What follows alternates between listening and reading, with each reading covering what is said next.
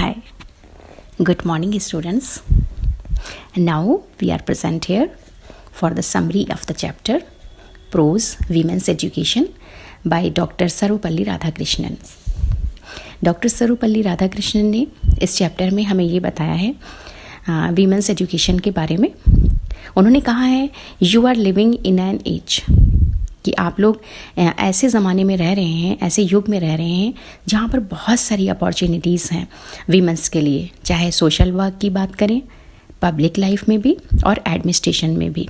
आप जहाँ चाहें वहाँ जॉब कर सकते हैं, क्योंकि सोसाइटी को तो हमेशा ज़रूरत होती है ऐसी वीमेंस की जिनका माइंड और मैनर्स कंट्रोल्ड हो, यानी रेस्ट्रेंट हो, और किसी भी तरह का वर्क आप कर सकते हैं जो भी आप चाहें. लेकिन सभी कामों में आपको ऑनेस्टी की ज़रूरत होती है और डिसिप्लिन माइंड की ज़रूरत होती है. ये दो चीज़ें ऐसी हैं जिसको आप साथ लेकर सफल भी हो सकते हैं और जो भी काम आप कर रही हैं उसको आप एंजॉय भी कर सकती हैं. आगे डॉक्टर राधाकृष्णन जी कहते हैं कि एक्चुअली हमारे देश में जहाँ तक लड़कियों की एजुकेशन का सवाल है ये वाइड स्प्रेड नहीं है. मीन्स गर्ल्स कॉलेज या गर्ल्स स्कूल बहुत ज़्यादा नहीं है, और ऐसी कोई भी संस्था या इंस्टीट्यूशन जो लड़कियों की एजुकेशन में कंट्रीब्यूशन देती है तो उसे रिकॉग्निशन और एनकरेजमेंट दोनों ही मिलनी चाहिए. और मैं बहुत उत्सुक हूँ कि इस तरह की एजुकेशन जो हमारे देश में दी जाती है लड़कियों को वो ना केवल ब्रॉड हो, यानी बहुत सारे स्कूल हों गिनती में, संख्या में, बल्कि उस शिक्षा में जो वहाँ पर दी जाए उसमें गहराई भी हो. आजकल हमारे स्कूलों में शिक्षा में गहराई की कमी है. हम बहुत विद्वान बनते जा रहे हैं, बहुत निपुण बनते जा रहे हैं, लेकिन हमारे पास हमारे जीवन में उस शिक्षा का कोई उद्देश्य नहीं होता है. हम पढ़ते तो चले जाते हैं लेकिन हम ये नहीं सोचते हैं कि हमें आगे जाकर करना क्या है. इसी वजह से हमारा जो जीवन होता है वो ब्लाइंड, ब्लंडरिंग और बिटर हो जाता है, यानी कड़वाहट से भर जाता है. भगवत गीता में भी कहा गया है वैसात्मिका बुद्धिर्श्रेखा, यानी एक जो ट्रूली कल्चर्ड माइंड होता है, सांस्कृतिक मन जो होता है वो हमेशा सिंगल माइंडेड होता है और वो हमेशा डेडिकेट रहता है ज़िंदगी के एक उद्देश्य के लिए, यानी एक ही उनका सिंगल पर्पस होता है. जबकि अनकल्चर्ड माइंड जो होता है वो चारों तरफ बिखरा होता है. बहुशाखा हैनंतारी कि जिस वृक्ष की बहुत सारी शाखाएं होती हैं तो वो चारों तरफ बिखर जाता है और जिस मंजिल तक उसे जाना होता है वहाँ तक पहुँच नहीं पाता है. इसलिए डॉक्टर राधाकृष्णन ये कहते हैं कि ये बहुत ज़रूरी है कि जो एजुकेशन इन इंस्टीट्यूशंस में गर्ल्स को दी जा रही है उसमें ना केवल लर्निंग हो, यानी विद्वता हो और ना निपुणता हो, बल्कि उसके साथ साथ उन्हें ज़िंदगी का एक निश्चित पर्पस या डेफिनेट पर्पस दिया जाना चाहिए. और वो पर्पस क्या होना चाहिए लाइफ में, उद्देश्य क्या होना चाहिए, ये तुम्हें अपने आप डिसाइड करना है. और ये कहा भी गया है कि विद्या जो है हमें विवेक देती है. विवेक मीन्स एक ऐसा सेंस जो हमें ये बताता है कि क्या सही है और क्या गलत है. जो सही है वो हमें करना चाहिए और जो गलत है हमें उससे बचना चाहिए. दैट्स कॉल्ड विवेक. और आपको हमेशा कोशिश करते रहना चाहिए ये पाने के लिए जो इस जनरेशन की रिक्वायरमेंट है. अपने जीवन का ऐसा उद्देश्य जो कई शताब्दी पहले अच्छा था देश के लिए, वो आज की परिस्थितियों में, चेंजिंग कंडीशंस में हमारी इस जनरेशन के लिए अच्छा नहीं हो सकता है.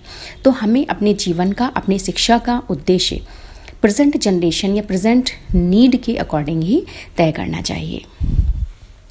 जब भी हम अपने भजन या गीत गाते हैं और उसमें शांति शांति और शांति कहते हैं तो टीचर और स्टूडेंट्स हाँ वो उद्देश्य देते हैं और ये हमें बताते हैं कि हमें एक दूसरे से घृणा नहीं करनी चाहिए. आगे बताते हुए कहते हैं डॉक्टर राधाकृष्णन जी कि कंपैशन यानी दया जो है, दयालुता, वो वीमेंस की सबसे बड़ी क्वालिटी है, कैरेक्टरिस्टिक है, जो कि मनुष्यों में, आदमियों में नहीं पाई जाती है. ये औरतों में ज़्यादा पाई जाती है. मैंने बहुत सारी बुक्स पढ़ी हैं जो बताते हैं कि वुमेनहुड यानी स्त्री का जो अस्तित्व है उसमें गिरावट इसलिए आ रही है क्योंकि उनके अंदर दया की भावना में भी कमी आ रही है. अगर दूसरे शब्दों में हम कहें तो natural quality of women is compassion, कि स्त्री की जो पहचान होती है उसकी नेचुरल क्वालिटी जो होती है वो दयालुता ही होती है। अगर आपके अंदर दया नहीं है तो आप ह्यूमन नहीं हैं। और अगर आपके अंदर कंसिडरेटनेस, काइंडनेस और कंपैशन नहीं है तो इन क्वालिटीज़ के ना होने पर आप मनुष्य तो हैं, लेकिन केवल आपको ह्यूमन एनिमल्स कहा जाएगा, यानी नर पशु कहा जाएगा। एक और फेमस वर्स के बारे में बताते हुए डॉक्टर राधा कृष्णन जी कहते हैं कि संसारा विष वृक्ष, कि ये जो संसार है वो विष के वृक्ष के समान है, जो इस इम्परफेक्ट वर्ल्ड में, इसमें 2 ही फल लगे हुए होते हैं, जिनकी इन दोनों फलों की क्वालिटी अलग अलग होती है और इनसे ही हमें फ़ायदा पहुंचता है। हमारी ज़िंदगी जो है वो इम्प्रूव होती है, इम्प्रूवमेंट हमें मिलता है। और वो दोनों फल जो फ्रूट्स हैं वो क्या हैं? पहला है study of our great classics, कि जो हमारे देश में महान क्लासिक्स हैं, ग्रंथ हैं, जैसे रामायण, महाभारत, गीता, कुरान, बाइबल, गुरु ग्रंथ साहब, तो इनकी स्टडी करनी चाहिए।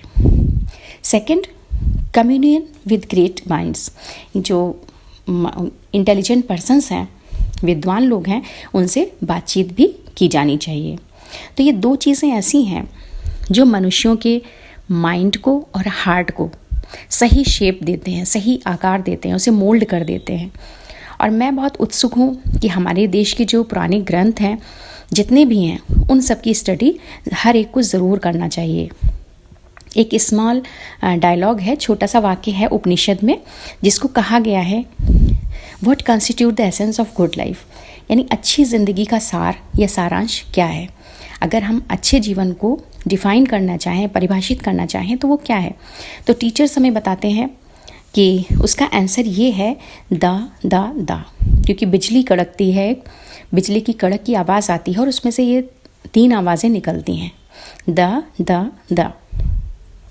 और इमीडिएट जो हैं टीचर एक्सप्लेन करते हैं और बताते हैं कि अच्छे जीवन का जो सारांश है वो दमा, दाना और दया में है।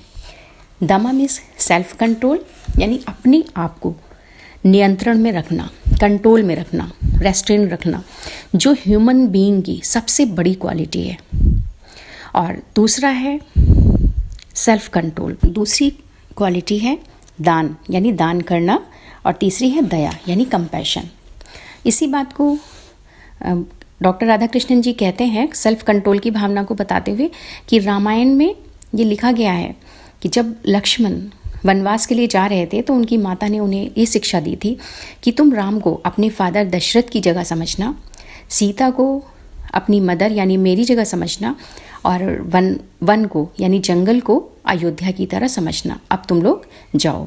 तो इस तरह की बहुत सारी थ्रिलिंग स्टोरीज़ हैं जो हमारी क्लासिक्स में भरी पड़ी हैं और जिन्हें पढ़कर, जिनकी स्टडी करके हमारे जो मॉरलिटी है, हमारा जो नैतिक शिक्षा की जो हमारे अंदर क्वालिटी है वो बहुत स्ट्रेंथ होती है, बहुत ग्रेट बनती है।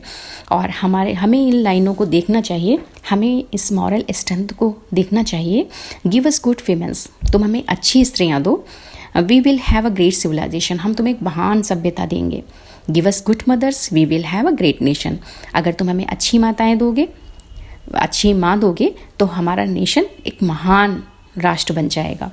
जब भी हम शिक्षा के बारे में बात करते हैं तो हमारी निगाह में, हमारी दृष्टि में बहुत सारे एम्स होते हैं, उद्देश्य होते हैं, और जो लोगों को सिखाए जाते हैं कि इस संसार में बहुत सारा ज्ञान है, साइंस, हिस्ट्री, जियोग्राफी, मैथ्स, यानी बहुत सारी शाखाएं हैं इसकी नॉलेज की जो लोगों को दी जाती है। और कुछ ऐसी स्किल्ड हैं, निपुणता हैं, जो उन्हें जीवन जीने के लिए सिखाई जाती हैं। लेकिन इन सब के पीछे एक स्पेसिफिक काइंड ऑफ पर्पस क्या होना चाहिए? जो इंस्टीट्यूशंस में शिक्षा दी जा रही है, चाहे वो गर्ल्स को या बॉयज़ को, उसका मेन पर्पस क्या होना चाहिए? क्या हमें रोज़ी रोटी कमाना ये उद्देश्य होना चाहिए, या हम अपने नॉलेज को एनहेंस करना, कि हमें ज्ञान में वृद्धि होती जाए, हमें ऐसी शिक्षा मिले? तो इसलिए जीवन का उद्देश्य क्या होना चाहिए? डॉक्टर राधाकृष्णन जी कहते हैं कि मैं अगर सोचता हूँ तो ना तो रोज़ी रोटी कमाना और ना ही अपने ज्ञान में वृद्धि करना, बल्कि जीवन का जो मुख्य उद्देश्य है वो इनिशिएशन इनटू अ वर्ल्ड, कि एक ऐसे संसार में प्रवेश होना चाहिए जो कि समय से, स्पेस से, टाइम से, हर चीज़ से परे है, यानी लिमिटलेस है। उस ऐसे संसार में प्रवेश करना हमारी शिक्षा को सिखाना चाहिए, जो मुख्य और पहला उद्देश्य होना चाहिए। जबकि सेंचुरीज से हमने देखा है, कई सेंचुरीज से देखा है कि जो वुमेन फॉक है, यानी स्त्रियों की जो शिक्षा का उद्देश्य है और जो मेन पर्पज़ ऑफ एजुकेशन है, उसे नेग्लेक्ट किया जा रहा है। जबकि हमारी परंपरा कुछ और कहती है। प्राचीन समय में हमारी स्त्रियों को उपनयन संस्कार भी उनका किया जाता था और उन्हें वेदास की स्टडी के लिए भी एंटाइटल्ड यानी योग्य समझा जाता था, और वहाँ उन्हें गायत्री मंत्र के जाप करने की भी परमिशन दी जाती थी। ऐसा नहीं है कि प्राचीन समय में स्त्रियों को किसी काम से रोका जाता था, बल्कि उन्हें हर काम को करने दिया जाता था जो वो करना चाहती थी। लेकिन आज ऐसा नहीं है। बहुत सारा ऐसा डिक्लाइन यानी डिके हुआ है, हमारी सिविलाइजेशन में पतन हुआ है, गिरावट आई है, और उसकी मुख्य जो कारण है, जो मुख्य वजह है, वो सब्जेक्शन ऑफ वीमेन है, यानी स्त्रियों का शोषण है। जैसे जैसे हमारी सिविलाइजेशन बदलती रही, स्त्रियों का शोषण बढ़ता गया। लेकिन डॉक्टर राधाकृष्णन जी अपनी आशा व्यक्त करते हुए कहते हैं कि आज़ादी के बाद से हमारे राष्ट्रपिता महात्मा गांधी जी के महान प्रयासों के कारण एक क्रांति आई है हमारे देश में, और स्त्रियों ने जो अपना सम्मान और अपना स्थान खो दिया था, वो अब धीरे धीरे आगे हासिल कर रही हैं, प्राप्त कर रही हैं। That's and.